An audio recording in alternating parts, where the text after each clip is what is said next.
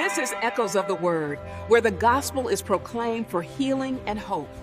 Let the word of God echo in your heart today.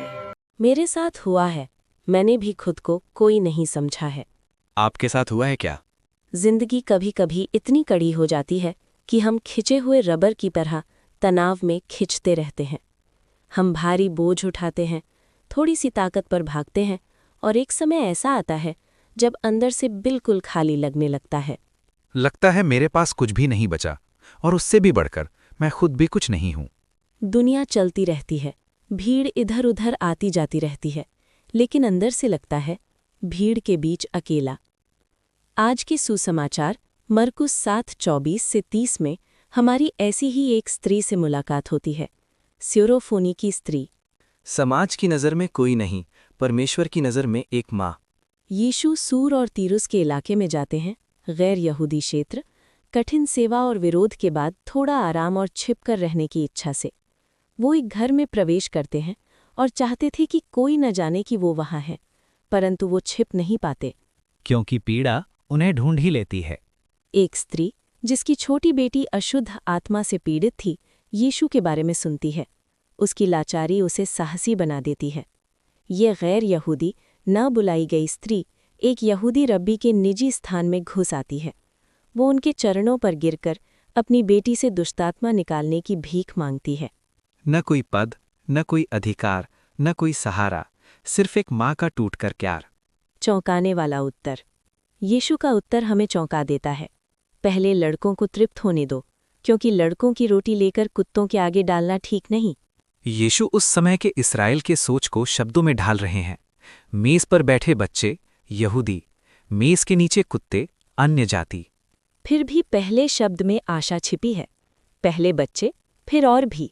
और कुत्तों के लिए जो शब्द वे लेते हैं वो जंगली गली कुत्तों के लिए नहीं, बल्कि घर के भीतर के छोटे पालतू कुत्तों के लिए है, जो मेज के नीचे बैठे रहते हैं।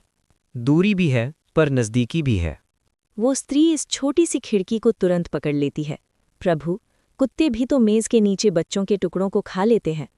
वो अपनी नीची स्थिति को मान लेती है, उन्हें प्रभु कहकर बुलाती है। मेज पर स्थान नहीं मांगती, सिर्फ टुकड़े मांगती है, बहुत गहरे नम्रता और जिद्दी विश्वास के साथ। गहरी दीनता और अटल विश्वास एक ही वाक्य में। यीशु का हृदय इस बात से हिल जाता है। तूने जो बात कही है, इसी कारण जा, तेरी बेटी से वो दुष्टात्मा निकल गई है।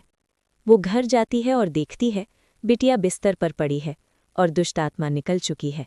जो स्त्री अपने को कोई नहीं समझती थी, वो परमेश्वर के सामने देखी गई, सुनी गई, सम्मानित हुई।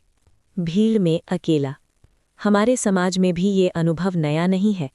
एम.टी. वासुदेवन नायर की कहानी और फिल्म आल कुट्टथिल तनिये यानी भीड़ में अकेला।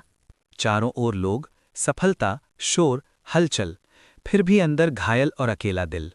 हम में से कितने लोग ऐसे रहते हैं, रिश्तेदारों से भरे घर में, लोगों से भरी परिश में, ट्रैफिक से भरे शहर में, फिर भी दिल में लगता है कोई मुझे सच में नहीं जानता, नहीं देखता। बाहर भीड़ में, अंदर अकेला। बशीर की एक आदमी वाइकम मोहम्मद बशीर अपनी कहानी ओरू मनुष्यन यानी एक आदमी में इसी सच्चाई को दिखाते हैं। एक गरीब अध्यापक दूर के शहर में रोजी कमाने आता है। एक दिन वो होटल में खाना खाता है, फिर पता चलता है कि उसका बटुआ चोरी हो गया है। होटल का मालिक और नौकर उसे मारते हैं, घसीटकर बाहर लाते हैं, धमकी देते हैं कि कपड़े उतरवाकर पुलिस के हवाले कर देंगे। देखने के लिए एक बड़ी भीड़ जमा हो जाती है, जैसे कोई तमाशा हो, पर कोई आगे नहीं आता बचाने के लिए। वो पूरी तरह अपमानित खड़ा है, भीड़ के बीच अकेला। उसी समय नीली आंखों वाला, लाल पगड़ी बांधे एक अनजान आदमी भीड़ से आगे बढ़ता है। वो बिल भर देता है, मारपीट रुकवा देता है, फिर अध्यापक को अलग ले जाकर अपना थैला खोलता है जो चुराए हुए बटुओं से भरा है, और कहता है, इनमें से अपना बटुआ चुन लो। ये रक्षक खुद एक चोर है, फिर भी वो उस दिन दया का साधन बन जाता है।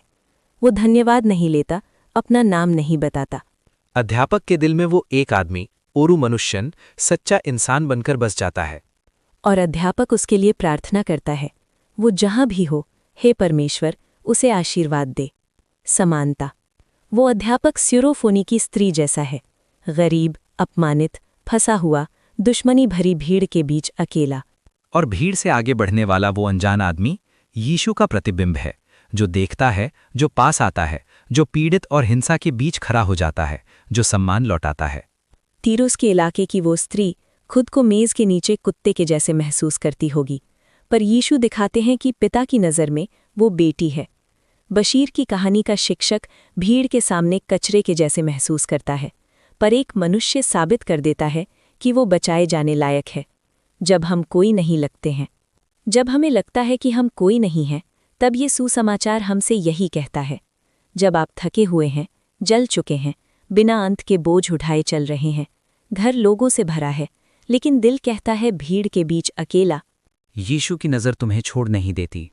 उस माँ की तरह तुम भी अपने दर्द को, अपने बच्चे के दर्द को उनके चरणों पर रख सकते हो और कह सकते हो, प्रभु, मेज के नीचे के कुत्ते भी बच्चों के टुकड़े तो खा लेते हैं। उस अध्यापक की तरह तुम भी खोज सकते हो कि भीड़ में से एक है जो सिर्फ तुम्हारे लिए आगे आता है। जब हम ही भीड़ बन जाते हैं, एक और पहलू भी है। हर समय हम वो स्त्री या वो अध्यापक नहीं होते, कभी कभी हम ही भीड़ होते हैं, देखने वाले, टिप्पणी करने वाले, पर कुछ न करने वाले। यह हम ही वो लोग बन जाते हैं जो दूसरों को कोई नहीं महसूस कराते हैं, इतने व्यस्त की सुन नहीं पाते, इतने थके की देख नहीं पाते, इतने घमंडी की झुक नहीं पाते।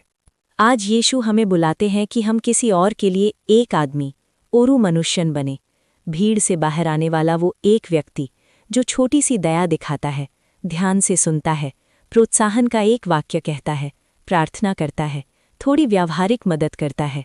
शायद आपकी परिश मंडली में, आपके गांव परिवार में कोई ऐसा है जो उस स्यूरोफोनी स्त्री के जैसा महसूस करता है, बाहर वाला, अवांछित, अंदर ही अंदर किसी छुपे हुए दुख से जूझ रहा हो।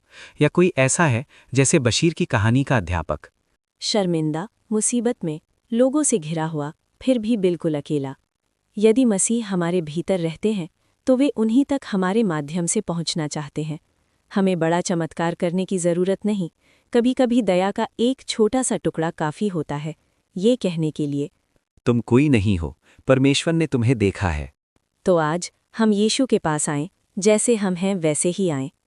अगर आपको लगता है कि आप कोई नहीं हैं, उन्हें बता दीजिए। अगर आप भीड़ के बीच अकेले हैं, उन्हें बता दीजिए। अगर आपका बच्चा, आपका परिवार, आपकी सेहत उस पीड़ित बेटी की तरह है, तो उसे उनके चरणों पर रख दीजिए।